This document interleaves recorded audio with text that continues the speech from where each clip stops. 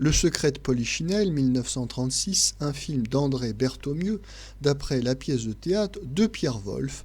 Notons d'ailleurs que cette pièce de théâtre avait déjà fait l'objet d'une précédente adaptation du temps du muet en 1923, avec, dans les rôles principaux, Françoise Roset, Jeannine Crispin, Rému, André Alerme, Bernard Lancret. Un couple de bourgeois, il s'agit bien sûr de Françoise Roset et de Rému, apprend un jour que leur fils, Bernard Lancret, a une maîtresse, Jeannine Crispin, et un enfant. Chacun d'eux s'imagine être seul dans la confidence et à l'insu l'un de l'autre, ils vont quotidiennement passer quelques instants auprès de leur petit-fils. Arrive un jour enfin où le secret de Polichinelle est dévoilé. Un sourire d'enfant est venu révéler le bonheur. Il ne s'agit pas ici d'un film ou d'une comédie familiale comme on pourrait le penser aujourd'hui, mais d'une comédie quand même qui a une accroche un petit peu scandaleuse. C'est-à-dire que, traitant de la question de l'enfant naturel, comme on disait, enfant naturel né d'une union libre, cette question demeure en 1936 nettement scandaleuse, la quasi-totalité des naissances étant issues de couples donc légitimes, dûment mariés.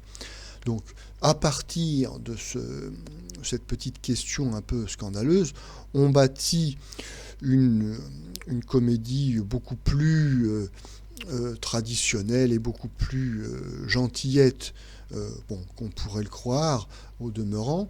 Il s'agit de traiter cette question d'une manière très humaine et pleine d'indulgence.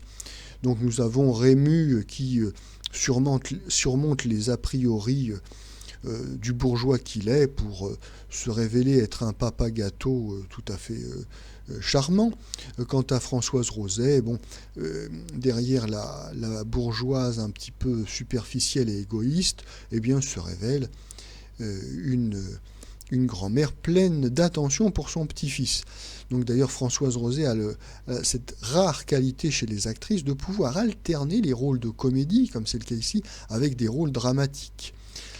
Quant au reste de la distribution, ma foi, rien de bouleversant. Nous avons Bernard Lancret, qui est un jeune premier tout à fait sympathique, et l'espoir du cinéma français, Jeannine Crispin, qui demeurera espoir simplement et qui n'accédera pas au vedettariat.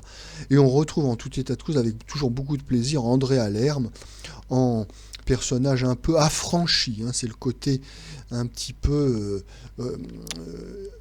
esprit fort de la distribution.